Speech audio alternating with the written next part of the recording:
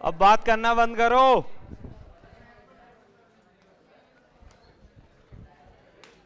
किसी ने DPP solve किया है क्या? 1 2 3 4 5 6। अगर किया हो तो ही करने का फायदा है, वरना कुछ भी फायदा नहीं। ये है। तो इसमें कुछ जो क्वेश्चंस नहीं हुए हैं वो डिस्कस कर रहे हैं। आपका कौन सा क्वेश्चन है नहीं हुआ? Question number 8, question number 9। हाँ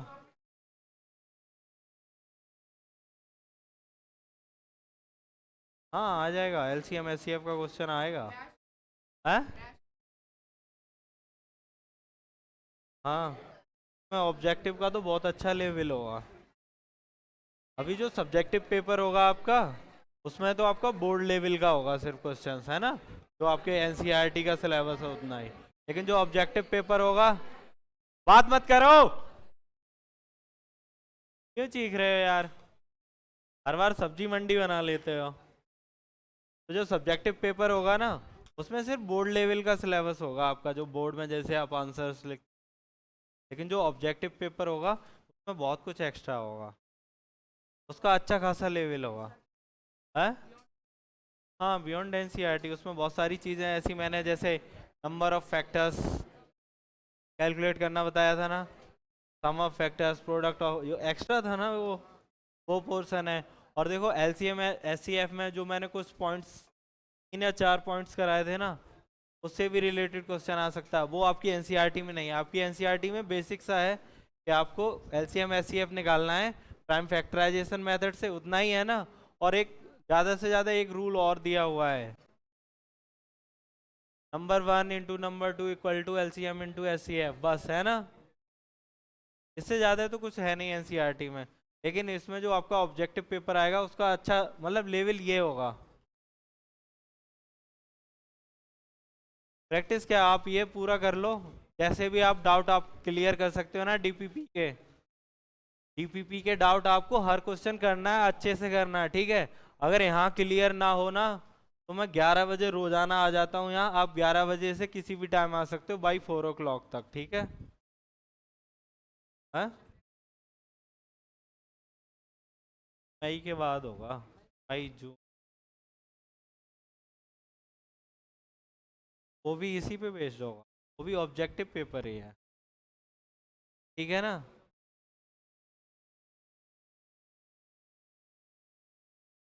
देखो क्वेश्चन नंबर 8 देखो।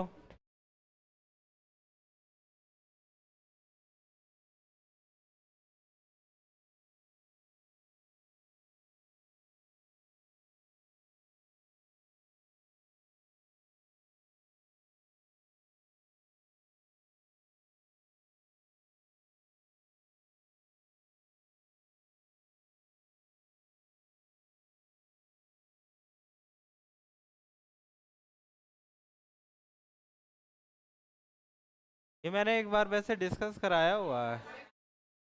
हाँ, है ना? आप स्क्वायर करो इसका, ठीक है? स्क्वायर करोगे तो ये कितना आएगा बताना? 11 प्लस प्लस 11 3 जा 33 होता ना, ठीक है? इसका करेंगे तो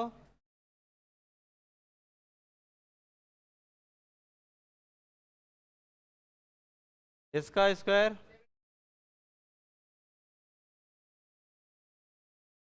51, ठीक है?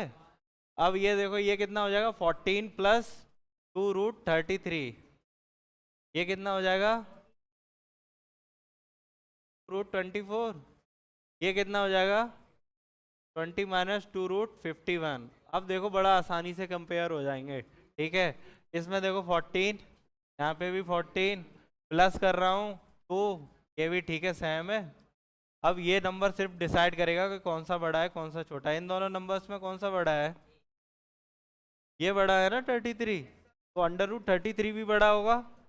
2 में मल्टीप्लाई करूंगा तो वो भी बड़ा होगा ना। 14 में जोड़ दूंगा तो अल्टीमेटली पूरा नंबर ये बड़ा हो गया ना इससे। अब देखो इसको कैसे चेक करेंगे, क्योंकि ये तो 14 प्लस कुछ भी लिखा नहीं है। पर इसका देखो, इसके जो भी आएगा रूट आएगा स्क्वायर करने के बाद वो 14 प्लस समथिंग आएगा कुछ। ये नंबर पॉजिटिव ही है, माइनस थोड़ा ना हो रहा है।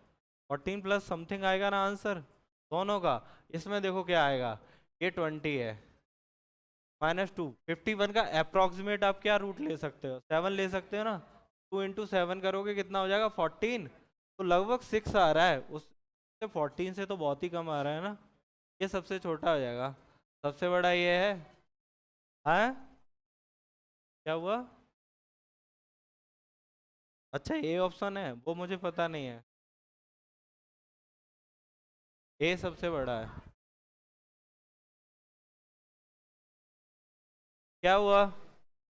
गुस्सा क्यों है, समझ में नहीं आ रहा क्या? गुस्सा क्यों है?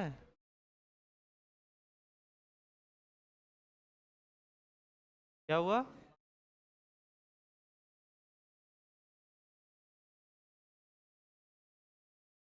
मैंने ए, कोई कम्युनिकेशन गैप होगा, वरना आंसर ये है। आप ऑप्शन खुद चेक कर लो, सबसे बड़ा ए है, फिर बी है, फिर सी है। ठीक है। अब देखो क्वेश्चन नंबर 9, देखो बड़ा अच्छा क्वेश्चन है।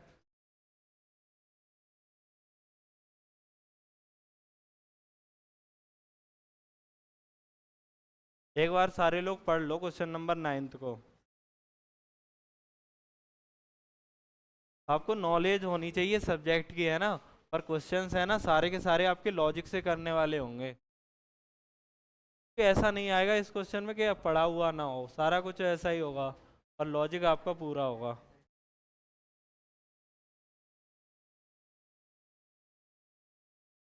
एक ये क्वेश्चन किसी से हो गया था क्या?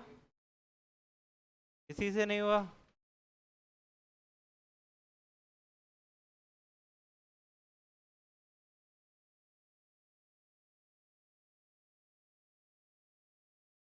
वन लिखा हुआ है, फिर देखो टू को 2 टाइम्स लिखा हुआ है, 3 को, 4 को, है ना। ऐसे ही मैं 5 को 5 टाइम्स लिखूंगा, 6 को 6 टाइम्स, 7 को 7 टाइम्स।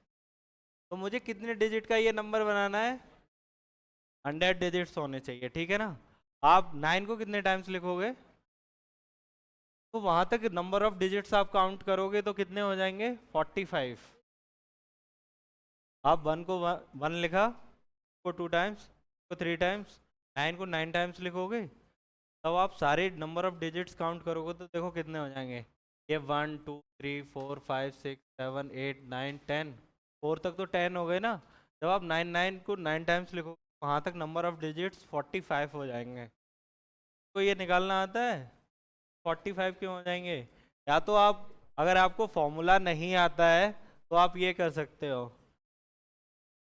1 1 बार था, 2 2 टाइम्स था, 3 3 टाइम्स था, 9 तक लिखना है, उल्टा कर दो। 9 8 7 1, सम करो कितना आ रहा है, ये भी 10 10। ये कितने टाइम्स है? 9 टाइम्स ही तो लिखा हुआ है, 2 बार मैंने जोड़ा हुआ अपॉन 2, 5 5 9 जा। ठीक है, फॉर्मूला ये होता है, जब आपको फर्स्ट एन नेचुरल नंबर्स का सम निकालना होगा ना, तो आप ये फॉर्मूला लगाओ, n n plus one divided by, ठीक है, sum of n, first n natural numbers का सम क्या होगा, n n plus one divided by 2। ठीक है। अब मैं क्या कर रहा हूँ, एन की वैल्यू कितनी कर रहा हूँ, 9। ठीक है, एन की 9 है, ये एन प्लस वन है यानी कि 10 अपॉन 5 जा 10 और 9 5 जा। तो जब आप 9 9 9 टाइम्स लिखोगे ना, एन जिस भी टर्म के लिए आप निकाल रहे हो, है ना, एन की वैल्यू, सही है। फॉर्मूला याद रखना, ठीक है।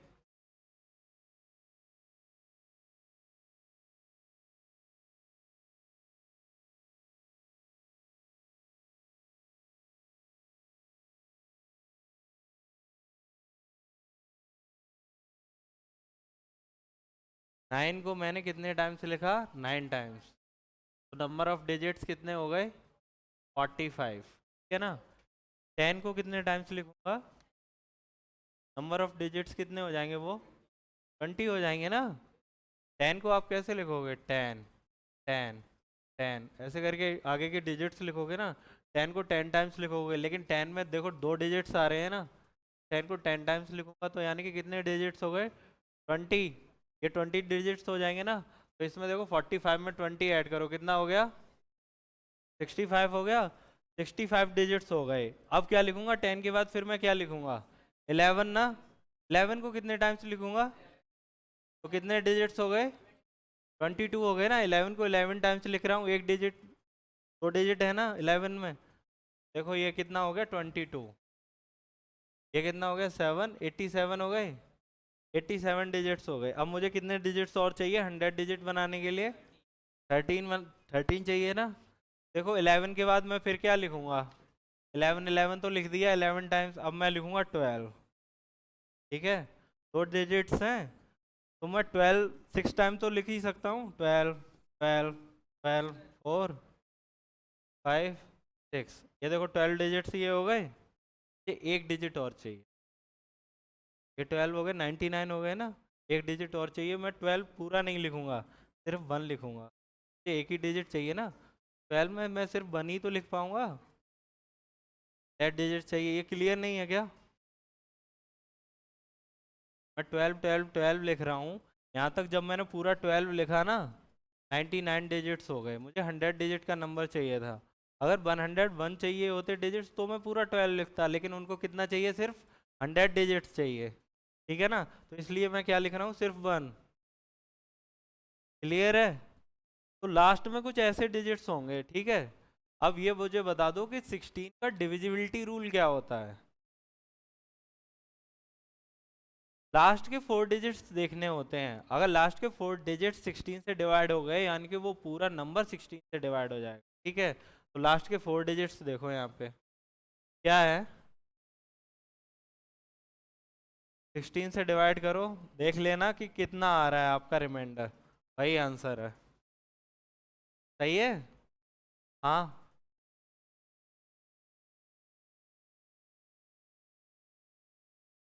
ये कैसे डिसाइड किया है, ये देखो क्वेश्चन का पैटर्न है, देखो ये आपको अंडरस्टूड करना पड़ेगा। देखो एन क्या लिखा हुआ है, 1 को देखो इन्होंने एक ही बार लिखा हुआ है क्वेश्चन में ना। 1 को एक बार फिर 2 को इन्होंने कितने बार लिखा हुआ है, 3 को कितने टाइम्स, 4 को 4 टाइम्स ना।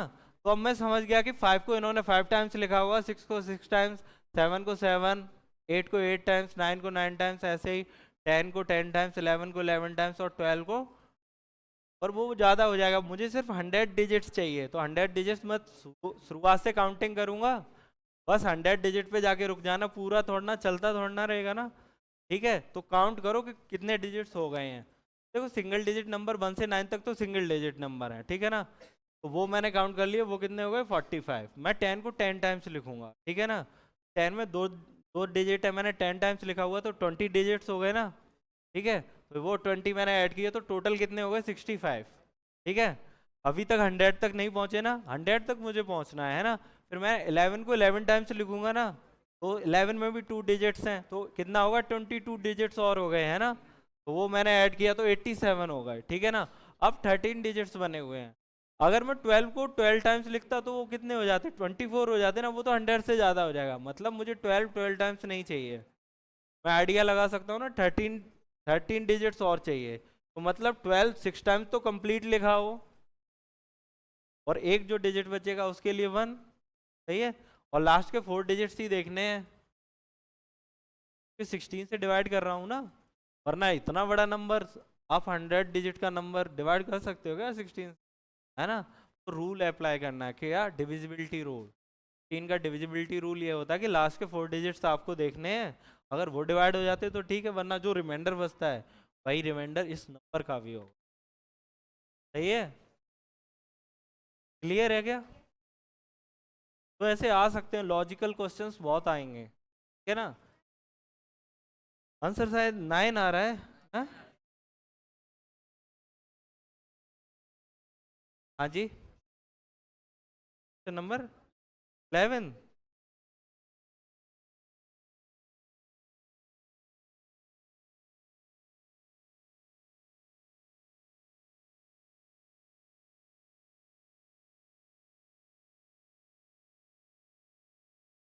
चलो देख लेते, कोई ना। देखो ये बोल रहा है, if P1 and P2 are two odd prime numbers. कैसे प्राइम नंबर्स है? ऑड प्राइम नंबर्स है। तो मैं एक काम कर रहा हूँ, एक प्राइम नंबर 3 ले रहा हूँ, एक प्राइम नंबर 5 ले रहा हूँ, ठीक है, मैंने दो ले लिए। अब देखो ये बोल रहा है इसको वैल्यू चाहिए P1 square minus P2 square, यही चाहिए ना, ठीक है। अब देखो P1 एक नंबर का स्क्वायर करो 25 माइनस 9 कितना आ रहा है ये? 16 आ गया, ठीक है ना। अब देखो इसमें से ऑप्शंस देखो, इवन नंबर आ रहा है, इवन नंबर को छोड़ के वो सारे ऑप्शंस कट जाएंगे क्या? बाकी ऑप्शंस कट गए ना, एक ही ऑप्शन बच रहा है, तो वही आंसर है आपका। और आप चेक करके और देखना चाहो कर सकते हो चेक, ठीक है ना। आप इसको जनरली कैसे लिखोगे? ऐसे लिखोगे ना, P1 minus P2, P1 plus P2, यही लिखोगे ना। मुझे ये बता दो, दो ऑड नंबर्स का सम क्या आता है?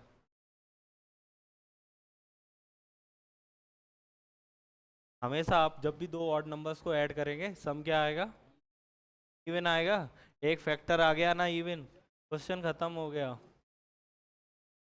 सोचना है, इसमें कुछ कैलकुलेशन करनी ही नहीं है किसी भी क्वेश्चन में, ठीक है ना। आप ये डेवलप करो, बहुत जल्दी क्वेश्चन होने वाले हैं। और बताओ, क्वेश्चन किया हो वही डाउट पूछना, ऐसे ही मत पूछना, ठीक है। एटलीस्ट एक अटेम्प्ट मारो क्वेश्चन का, उसके बाद। हाँ जी।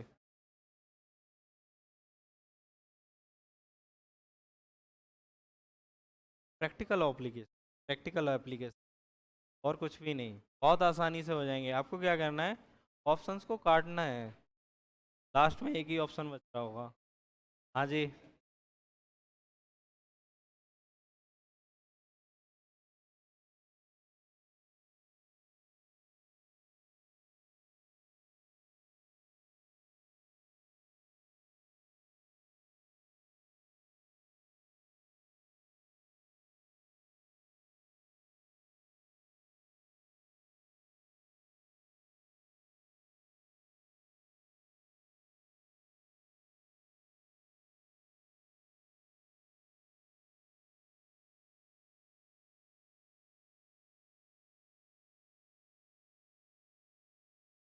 ये क्वेश्चन देखो सारे, एक बार क्वेश्चन पढ़ लो। किसी से हो गया हो तो वो बताए, किसी से तो हुआ होगा।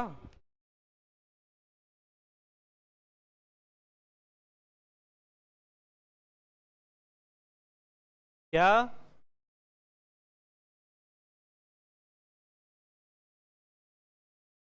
बोला करो यार, डरो मत। हाँ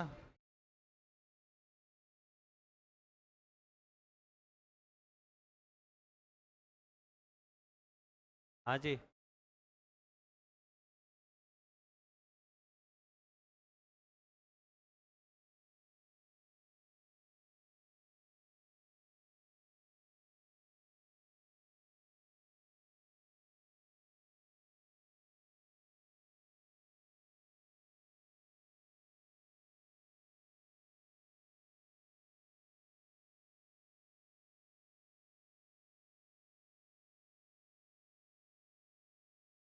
देखो, जो रूम है ना, की लेंथ 120 मीटर है और चौरासी 120 मीटर एंड 84 मीटर्स, ठीक है ना।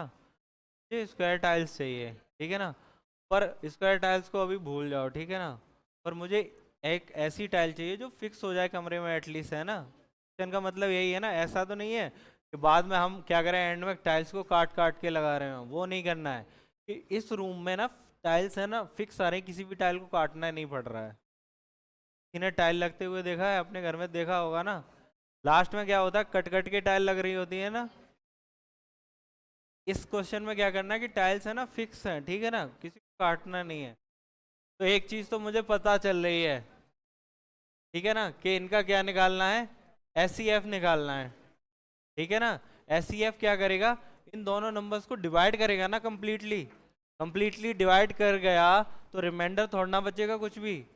रिमाइंडर नहीं बचा इसका मतलब टाइल्स पूरी पूरी आ गई ना।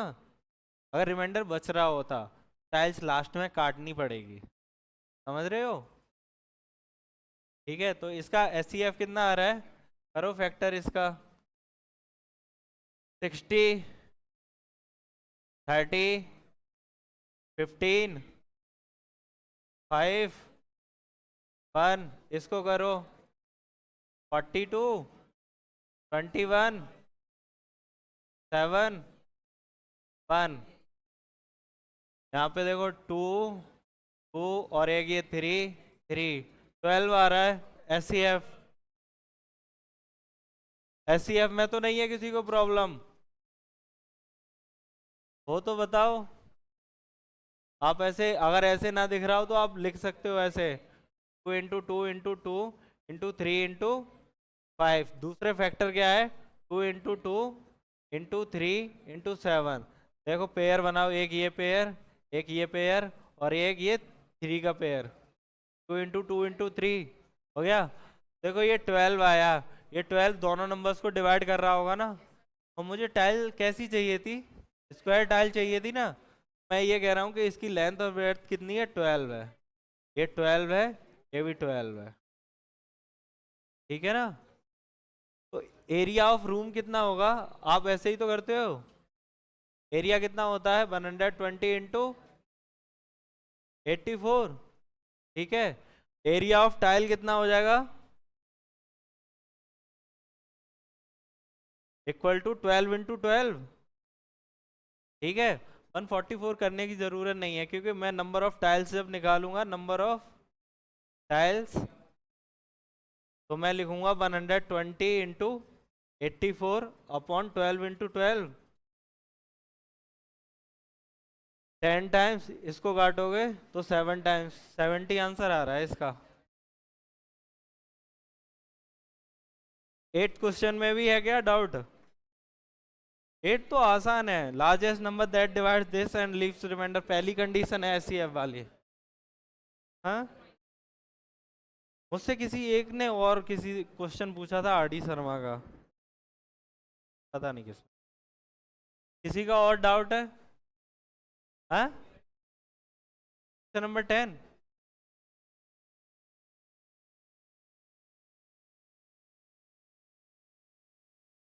सही है, क्वेश्चन नंबर 10।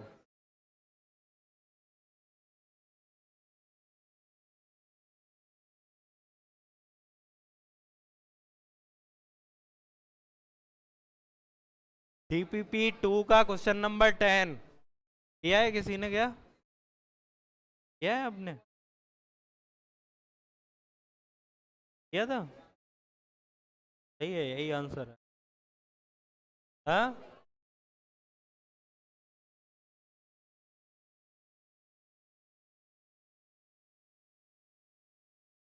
किया है क्या ये?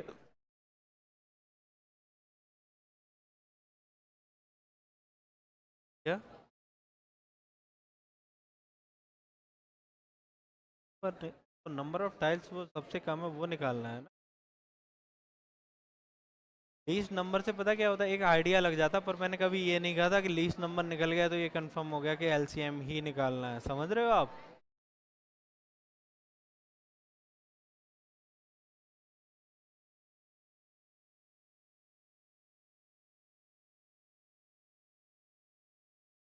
बस, बस, हाँ।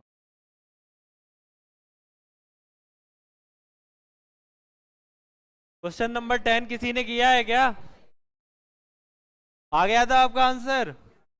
हाँ, देखो अपन जब एचसीएफ पढ़ रहे थे ना, एलसीएम एचसीएफ की कुछ प्रॉपर्टीज पढ़ी थी, तो वहां पे ये पढ़ा था, नंबर्स आपको दिए हो और ये लिखा हो कि रिमाइंडर है ना कुछ बचेगा पर दिया ना हो, तो हमने क्या किया था, ऐसे करके 3 नंबर्स दिए हुए थे, मैंने ये बोला था इसको इसमें से माइनस करो, इसको इसमें से, इसको इसमें से करो, है ना।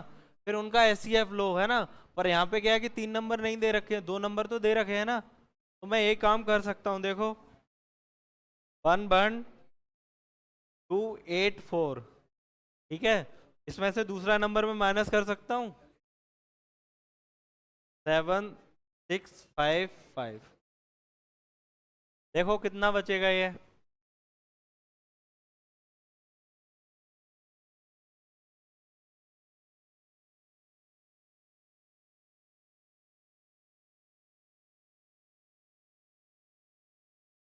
सही है, यही बच रहा है ना। अब इसके फैक्टर कर लो, एक ही नंबर है ना, 3629। इसके जब आप फैक्टर्स कर, ये नहीं करो यार।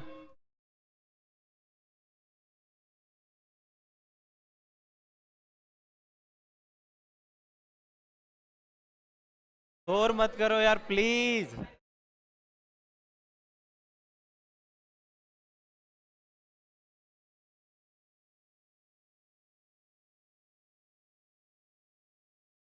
बात क्यों कर रहे हो?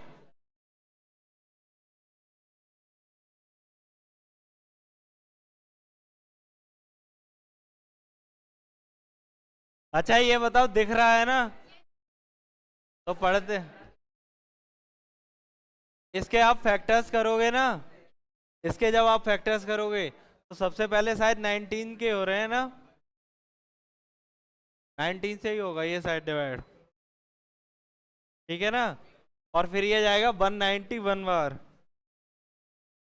ये भी एक प्राइम नंबर है, मैंने प्राइम नंबर निकालना बता दिया ना कि चेक कैसे करना कि प्राइम नंबर कैसे है। आप उसका अप्रोक्सीमेट रूट निकाल लो, उससे सारे छोटे प्राइम नंबर्स लिखो, फिर एक एक करके डिवाइड करके देख लो, ठीक है।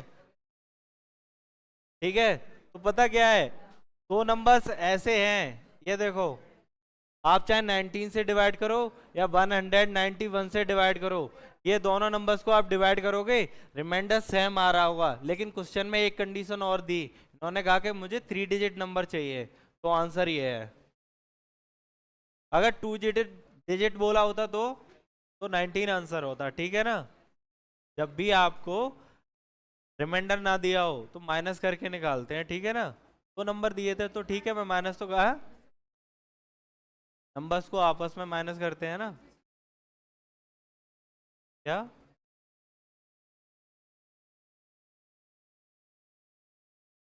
क्या बोल रहे? मैं ये कह रहा है, ये दो नंबर्स दिए थे आपको, वो आपस में माइनस करना होता है। हाँ। क्या? 12 से? हमने एस सी एफ की दो कंडीशंस पढ़ी थी, ठीक है ना। कॉमन रिमाइंडर बचता है, एक बार रिमाइंडर क्या है कि दिया ना हो आपको, ठीक है। और एक बार मैंने कंडीशन ये पढ़ाई थी कि रिमाइंडर दिया हो कि रिमाइंडर आर है मेरा, ठीक है ना। और नंबर्स क्या है, ए बी सी। मुझे ऐसा लार्जेस्ट नंबर फाइंड करना था जो इन तीनों नंबर्स को डिवाइड करता और रिमाइंडर सेम आता। और रिमाइंडर सेम आता, एक बार क्या आता कि मुझे पता है कि आर आ रहा है, ठीक है ना। जब रिमाइंडर मुझे नहीं पता है तो मैं पता क्या करूंगा, ये देखो मैंने ये लिखा हुआ था, ए माइनस बी, बी माइनस सी, मॉड लगाओ, और सी माइनस ए। ये तीन नंबर निकाल लिए, इनका एस सी एफ लिया। लेकिन जब रिमाइंडर दे रखा होगा क्वेश्चन में, तो आप पता क्या करोगे, a minus r, b minus r, c minus r, इसका एस सी एफ निकाल लो तो वो आंसर आ जाएगा। यही दो कंडीशंस थी ना। तो देखो इस क्वेश्चन में है क्या, बोल रहा है लीव द सेम रिमाइंडर, पर ये नहीं दे रखा कि रिमाइंडर बचता कितना है, ठीक है ना। तो मैं ये वाला करूंगा ना, दो नंबर दे रखा है, तो पहले नंबर में से दूसरे नंबर को माइनस कर लो, एक नंबर आ गया ना, उसके फैक्टर्स कर लो। फैक्टर्स क्या होते हैं, तो ये जो फैक्टर्स है, देखो ये नंबर है ना, ये वाला नंबर माइनस करने का, इससे भी आप इन दोनों नंबर्स को डिवाइड करोगे ना, तो भी सेम रिमाइंडर आ रहा होगा। माइनस करने का ये नंबर भी तो डिवाइड करेगा इन दोनों नंबर्स को, तब भी रिमाइंडर सेम आ रहा होगा। लेकिन उन्होंने क्या पूछ लिया, 3 डिजिट का नंबर पूछा हुआ है, 2 डिजिट का ये है, ठीक है, 3 डिजिट का ये है, 4 डिजिट का पूछा होता तो ये आंसर होता। सही है। कुछ भी पूछ सकते हैं एग्जाम में, अगर 4 डिजिट का आ जाए छोड़ना मत, हाँ। हाँ, पीपीपी।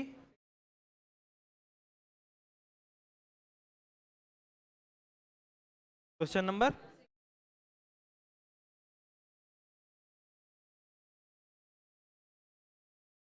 आज मुझे पॉलिनोमियल्स करना था वैसे।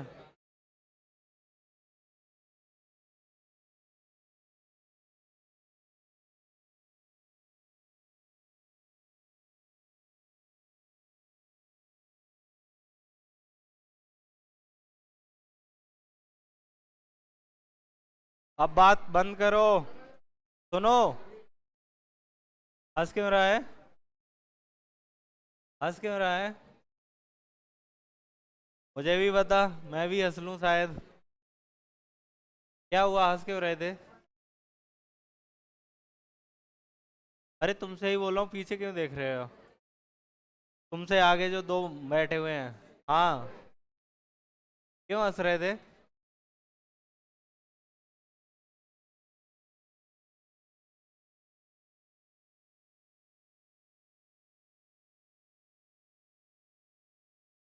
अच्छा एक चीज बताओ, इस क्वेश्चन के बारे में मैं पहले आइडिया देता हूँ, अगर आपको क्लिक कर जाए तो कर लेना, वरना मैं पूरा क्वेश्चन कराऊंगा, ठीक है? ये देखो, मैं ये कह रहा हूँ कि सिर्फ मैं 21 लिख रहा हूँ। ऊपर कोई ऐसा नंबर हो जिसमें 21 का फैक्टर हो तो क्या वो डिवाइड हो जाएगा? ठीक है।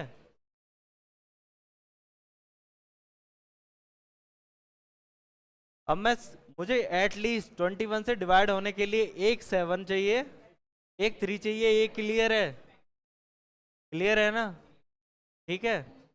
मैं ये कह रहा हूँ 21 से अगर कोई नंबर डिवाइड होगा तो 7 का फैक्टर एटलीस्ट 1 बार चाहिए और 3 का फैक्टर एटलीस्ट 1 टाइम चाहिए। इसमें से अगर कोई भी फैक्टर गायब हो गया तो वो नंबर 21 से डिवाइड नहीं होगा। बात से सहमत हो? ठीक है ना? तो अब देखो, अब क्वेश्चन किसी को क्लिक किया या बताऊं? है ना? तो क्वेश्चन में ये लिख रखा है कि मुझे 21 की पावर n से डिवाइड करना है। DPP number 3, question number 6। हाँ,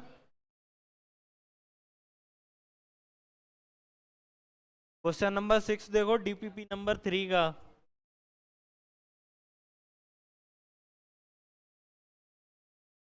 ये लास्ट क्वेश्चन है, उसके बाद हल्का सा पॉलिनोमियल पढ़ाते हैं, ठीक है?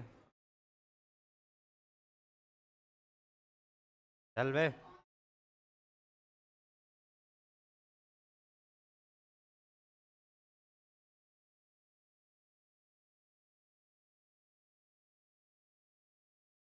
डाउट रोज आपको पूछना है, मतलब जब भी आपको टाइम मिले आ जाओ, बढ़िया रहेगा।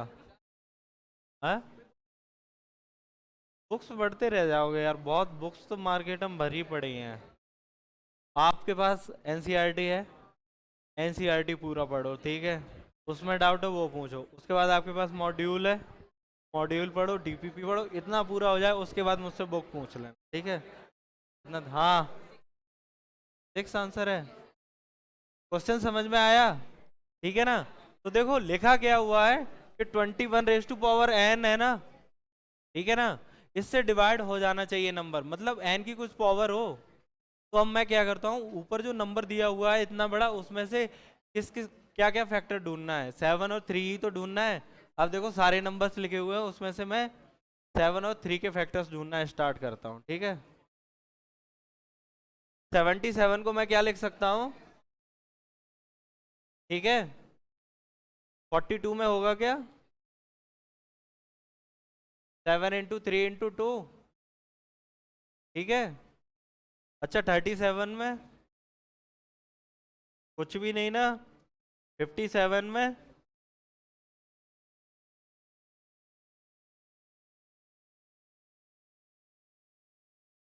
थ्री।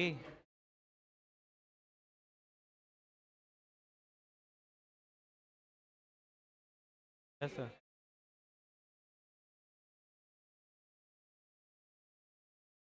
19 बोल रहे हो?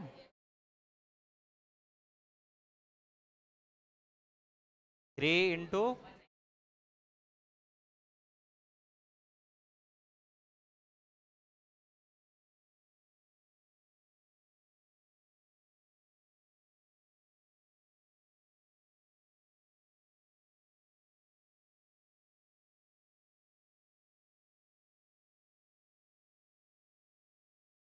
30 में?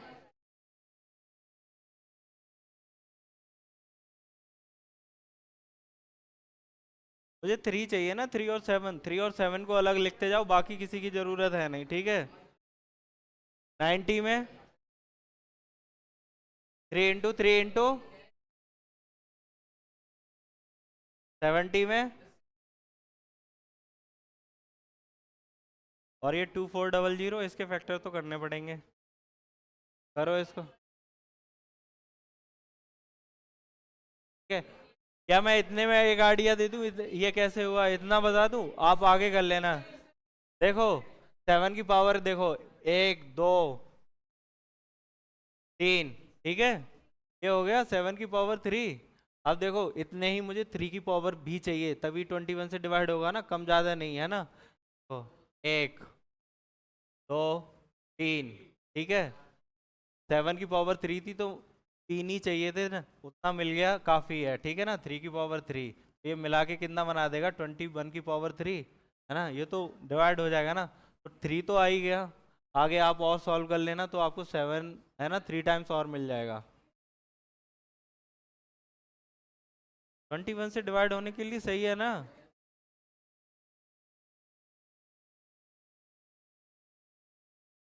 आंसर शायद उसका 6 आया है। हाँ,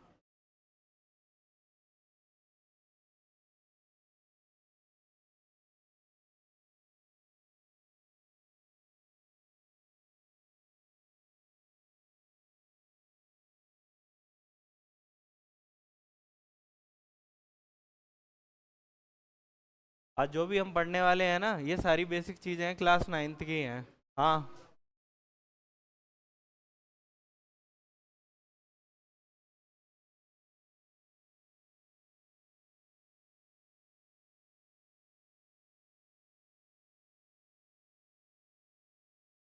एस सी एफ एल सी एम, आप 3 नंबर्स तो आप कर ही लोगे ना।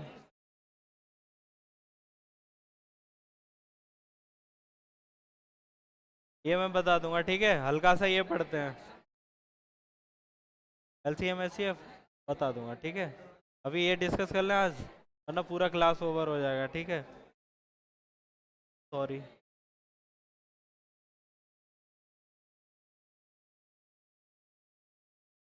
देखो वेरिएबल, किस किस को पता है इसके बारे में कुछ भी, पर बोलना मत, एक एक बता, आप लास्ट में खड़े हो जाओ, बताना।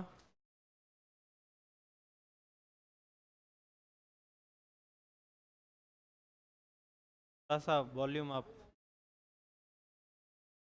वेरिएबल इज एनी वैल्यू, ठीक है ना, ऐसी वैल्यू, ठीक है ना, अल्फाबेटिकल लेटर्स हम लेते हैं, ठीक है, फिक्स नहीं होती है ना। ठीक है, एक आइडिया आपको लगाना है, तो आप ये बता सकते हो क्या, एरिया ऑफ सर्कल क्या होता है? आर की वैल्यू में क्या क्या रख सकता हूँ? सारे नंबर्स लिख सकता हूँ ना, पर यहाँ पे आर है, वो नंबर को ही तो डिनोट कर रहा है, पर वो नंबर कुछ भी हो सकता है। तो वेरिएबल्स ऐसे नंबर्स हैं जिनकी वैल्यू है ना कुछ भी हो सकती है, ठीक है ना। यहाँ पे पाई क्या है, कांस्टेंट वैल्यू है ना। तो ये दोनों टर्म हम बहुत यूज करेंगे पॉलिनोमियल्स में, कि कांस्टेंट क्या होता है आपको पता होना चाहिए, वेरिएबल क्या होता है, ठीक है ना। कांस्टेंट वो वैल्यू फिक्स वैल्यू होती है, ठीक है ना, वो चेंज नहीं होती है, ठीक है। आपकी बुक्स में जो ज्यादातर है वेरिएबल किस किस फॉर्म में मिलेगा, एक्स, वाई, जेड, ठीक है ना, और टी, ठीक है ना। आप जब कांस्टेंट को दिखाओगे तो वो कुछ ऐसे दिख रहे होंगे, ए, बी, सी, कुछ कंफर्म नहीं है, पर कुछ बुक्स में क्या है कि ए बी सी को भी उन्होंने क्या ले रखा होगा, वेरिएबल। वो क्वेश्चन पढ़ के पता चल जाएगा आपको कि क्या वेरिएबल है क्या कांस्टेंट है, ठीक है ना। अपने आइडिया को फिक्स मत कर देना इस चीज पे कि ए बी सी कहीं दिखा वो कांस्टेंट ही है, ठीक है ना। अलग अलग बुक्स का अपना अलग अलग नोटेशन है, ठीक है ना। अपनी एनसीईआरटी में क्या है, एक्स वाई जेड और टी जो भी हैं वेरिएबल्स दे रखे हैं, और एबीसी। पर आपको ये पता होना चाहिए कि एबीसी जो कांस्टेंट है उनकी वैल्यू फिक्स होती है, एक ही वैल्यू है वो, ठीक है ना। और जो वेरिएबल्स हैं उसकी कुछ भी वैल्यू हो सकती है, कांस्टेंट एक फिक्स वैल्यू है, वेरिएबल कोई भी वैल्यू हो सकती है, ठीक है। अब देखो जो डेफिनेशन है वो पॉलिनोमियल की है, ठीक है। आपने मुझे लगता है क्लास 8th में सबसे पहले पढ़ा होगा एल्जेब्रिक एक्सप्रेशंस, पढ़ा है ना, तो आपको आइडिया होगा वैसे, है ना। और नाइन्थ का ही ये सारा कुछ है, ठीक है। तो देखो डेफिनेशन ये है, ये क्रॉस क्वेश्चन करने हैं, ठीक है।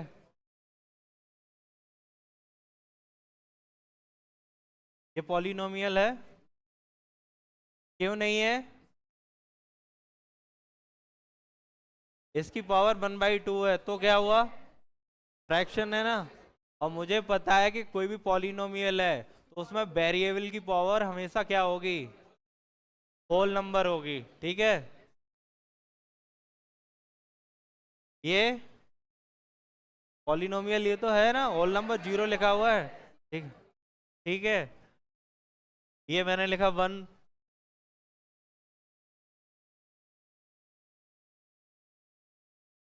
है तो ये पॉलिनोमियल, पॉलिनोमियल ही है वो, ठीक है।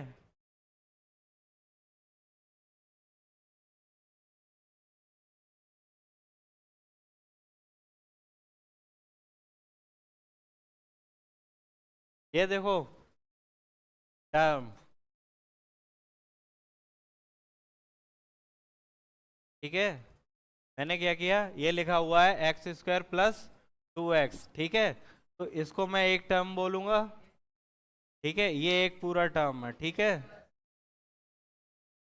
इनको डिफ्रेंशिएट किससे करूंगा, या तो प्लस लगा होगा बीच में या माइनस लगा होगा, ठीक है।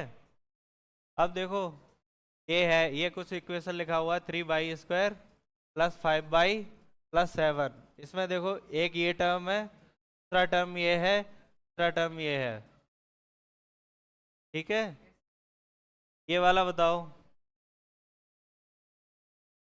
इसके टर्म्स लिखने हैं। इसमें पहला टर्म क्या लिखूं,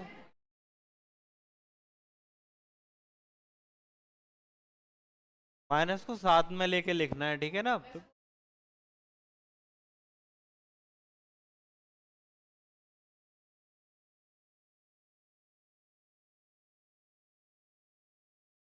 क्या,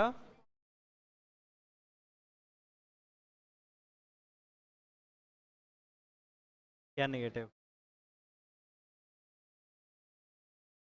नहीं ऐसा तो कुछ भी नहीं है। सुनो, एक डाउट है कि अगर मैंने x³ को माइनस आगे लिख दिया तो ये पॉलिनोमियल नहीं है, ऐसा तो मैंने कुछ भी पढ़ा ही नहीं ना। सिर्फ डेफिनेशन में पता क्या है, आपको क्या लिखना है कि जो वेरिएबल है ना, वो आपको पावर्स चेक करनी है, क्या वो एक होल नंबर है या नहीं है, बस। नेगेटिव पॉजिटिव से कोई फर्क नहीं पड़ता, ठीक है।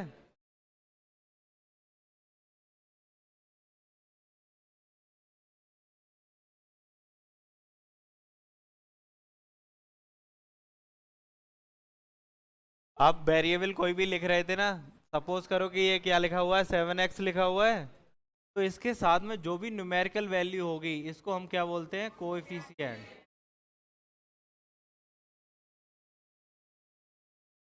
ठीक है। कोई भी न्यूमेरिकल वैल्यू होगी उसको कोएफिशिएंट, ठीक है। इसमें बताओ x का कोएफिशिएंट कितना है, ठीक है ना, x² का। अब मुझे सिर्फ ये बताओ कांस्टेंट पॉलिनोमियल्स, वो तो कांस्टेंट टर्म है, वो उसकी नहीं, मैं अब बात कर रहा हूँ कांस्टेंट पॉलिनोमियल क्या होता है।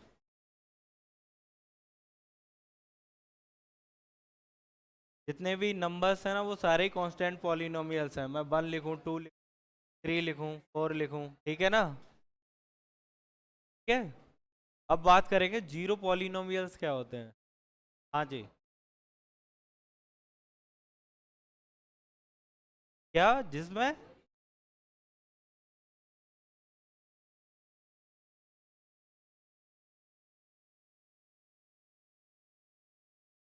ये नंबर 0 है ना, ये जीरो पॉलिनोमियल है।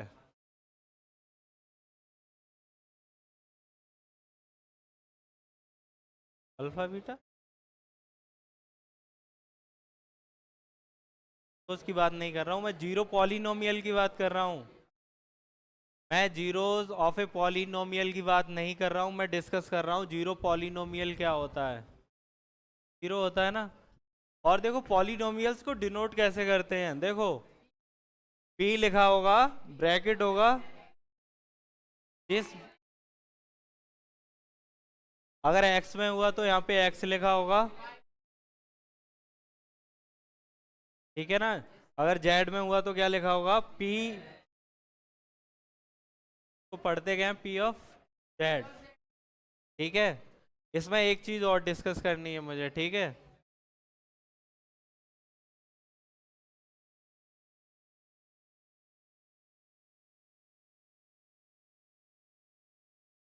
पॉलिनोमियल्स को है ना,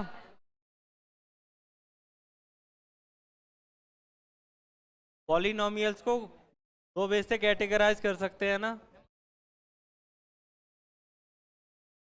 नंबर ऑफ टर्म्स और दूसरा उसका डिग्री देख के या फिर नंबर ऑफ टर्म्स देख के, ठीक है ना। मोनो का मतलब क्या होता है, ठीक है ना, सिर्फ एक टर्म होना चाहिए, है ना। तो आप कुछ भी लिख लो, एक्स लिखो, वन, वाई, जेड, कुछ भी लिखो, ठीक है। वाई का मतलब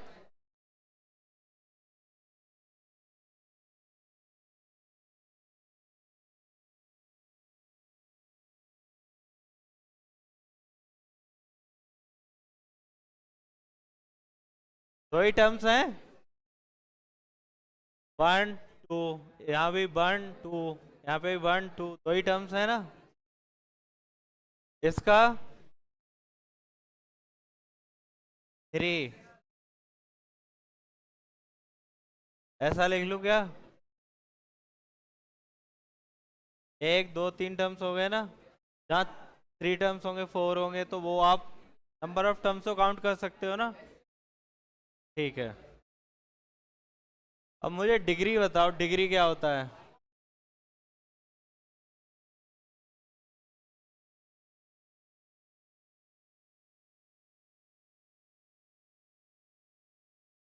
हाईएस्ट पावर होती है ना किसी भी पॉलिनोमियल में, ठीक है।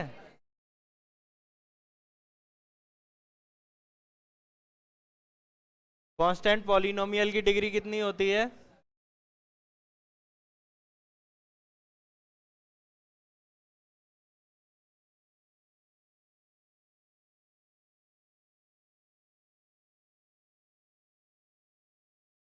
जीरो होती है ना। आप कांस्टेंट पॉलिनोमियल्स को ये भी तो लिख सकते हो, one into x raise to power zero, है ना। आप इसको टू, तो पावर कितनी हो गई, इसकी डिग्री कितनी है जीरो पॉलिनोमियल की, ये नॉट डिफाइंड ये डिफाइंड क्यों नहीं है ना। आप क्या कर सकते हो, आपने जीरो लिखा, जीरो के साथ में या तो आप एक्स की पावर जीरो लिखो, जीरो के साथ में एक्स की पावर वन लिखो, जीरो के साथ में एक्स की पावर टू लिखो, कुछ भी लिखो, अल्टीमेटली जो आंसर है वो क्या रहने वाला है, जीरो।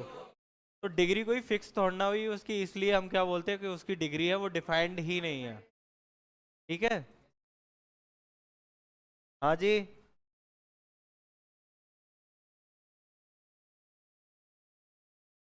टू की पावर,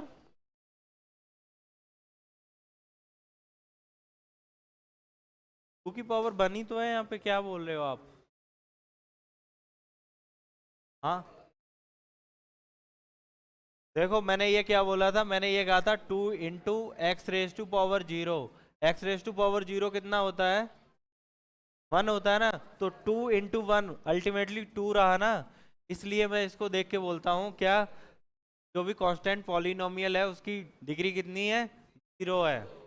आप पावर वन करोगे ना, वो पॉलिनोमियल ये हो जाएगा टू एक्स।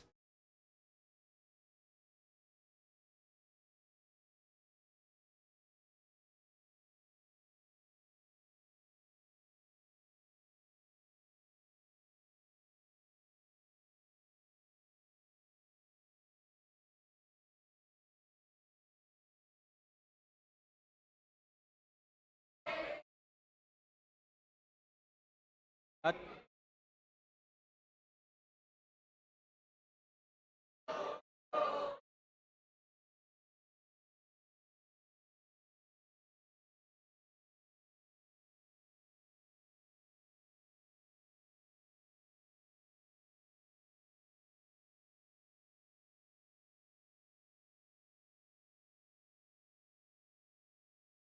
मैं डिग्री 1 होना वो लीनियर होता है।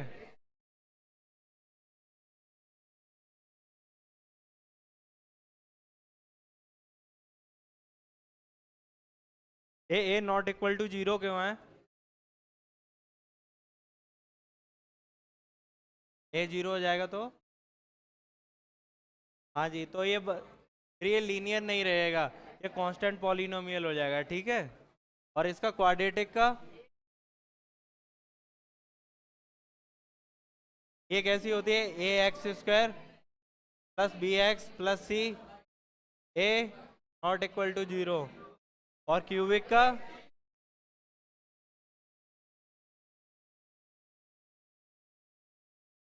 B x square plus c x plus d a non zero. सही है।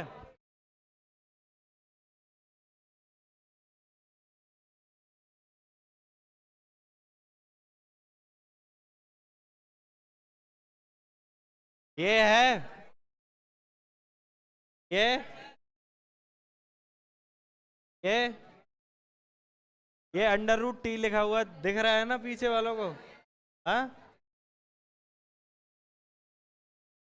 ये वाला, क्योंकि ये बाई है ना नीचे लिखा हुआ, ऊपर ले जाओगे तो बाई रेस टू पावर -1 हो जाएगा, वो होल नंबर नहीं है। ये वाला ये नहीं है, क्योंकि मैं 1 वेरिएबल में पूछ रहा हूँ, ये 3 वेरिएबल्स हो गए, लेकिन ये पॉलिनोमियल है, ये याद रखना।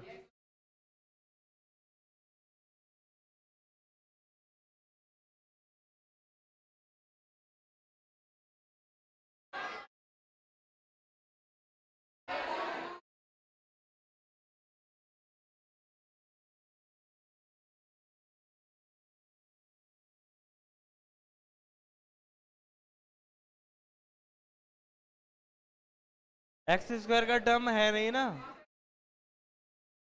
ये क्लियर है, जीरो वाला।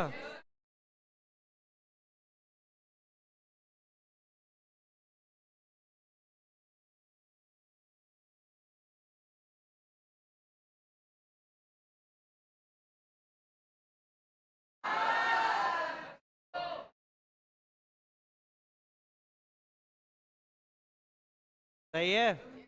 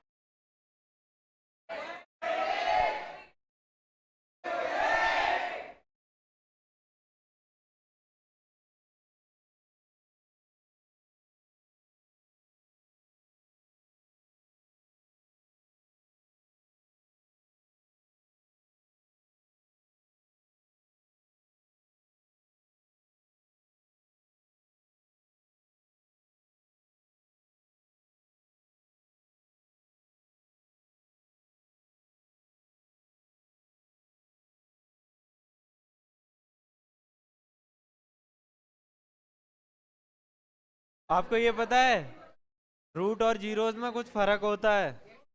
किसको पता है?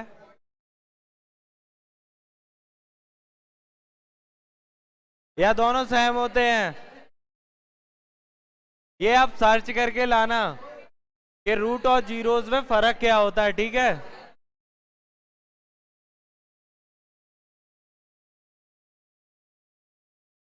हुँ?